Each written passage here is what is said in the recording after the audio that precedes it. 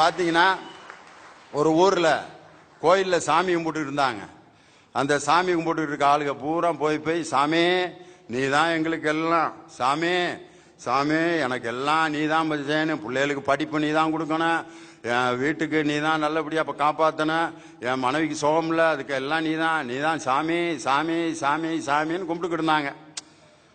ஒரு நாள் என்ன ஆகி போச்சு, அந்த சாமி சிலைய திடீர்னு ஒரு கல் மேலே விழுந்து அந்த சாமி சிலை உடையிற நிலைமைக்கு வந்துருச்சு.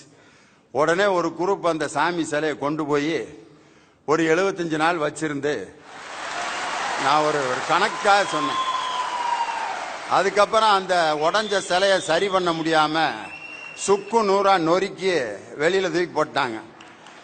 ஐயோ இந்த சிலையை வச்சு தானேயா நம்ம பொழைச்சிக்கிட்டு இருந்தோம், இப்படி ஆகிப்போச்சு இந்த சிலையோட நிலைமை.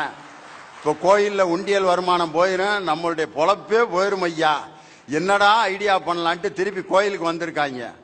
அந்த சிலைக்கு பின்னால ஒரு 20-30 வருஷமா ஒரு கல்லு சும்மாவே கடந்திருக்கு.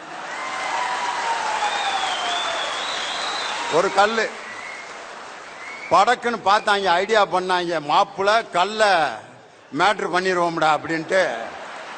உடனே அதை சாமின்னு கும்பிட்டா சந்தேகப்படுவாங்கன்ட்டு சின்னச்சாமி சின்னச்சாமி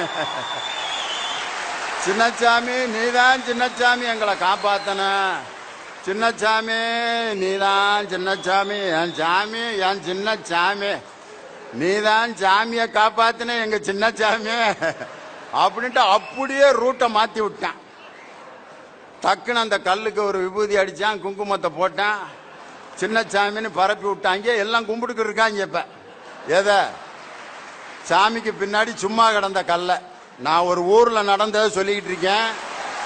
நீங்க வேற எதையும் நினைச்சு என்னைய சிக்கல் உண்டாக்கிறாங்க.